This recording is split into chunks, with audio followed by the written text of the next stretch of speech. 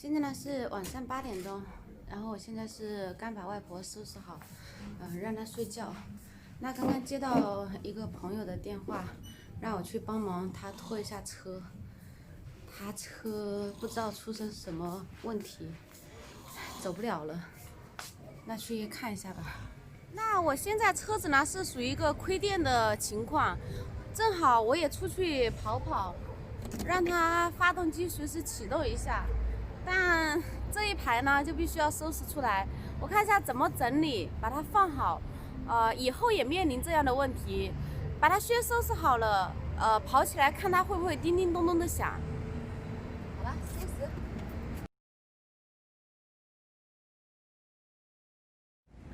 好了，现在这上面呢是收拾干净了，就看等一会儿跑起来会不会响。啥情况啊？你好用完了。你好用完了。看不到没？不是吗？你来采访我们。需要拖着走？你知道离我外婆医院多近吗？啊。那？啊。他就离我只有200多米的距离，就在外婆这外面。然后现在是离合片没得了。离合片没了。你怎么开的能把离合片开没了的？不是，那你现在叫我来是干嘛的？先你那看一下可以了吧？想我了，你看我这200多米的距离，你不能看。哇塞，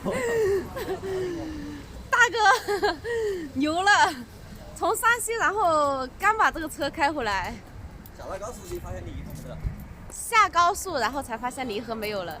还好不是在高速上面。高速上一喊你来拖。山西开了多少个小时回来啊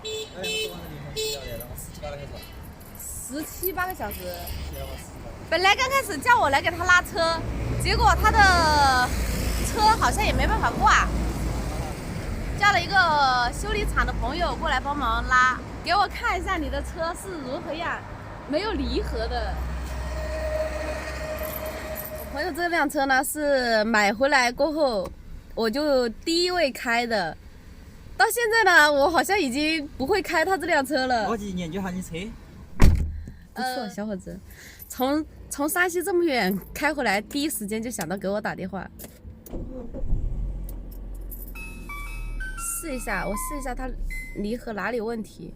他这个车说是离合坏了，但是现在挂档也能挂得进，可能是跑起来过后挂档挂不进了，不知道什么原因。毕竟我也不是修理师傅，有谁知道的可以告诉我，这是什么原理呢？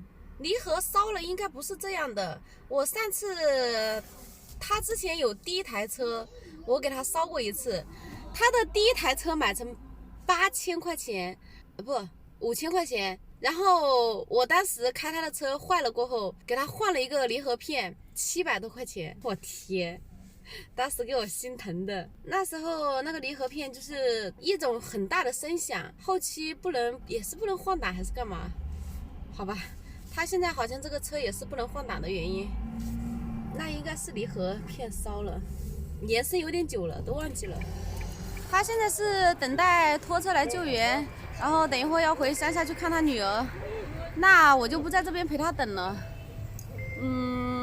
准备去把车溜一溜，给他发点电，然后回医院。刚刚我是去跑了一圈，然后测试了一下，所有东西呢没有叮叮咚咚响。说明可以出发了，再等一段时间吧。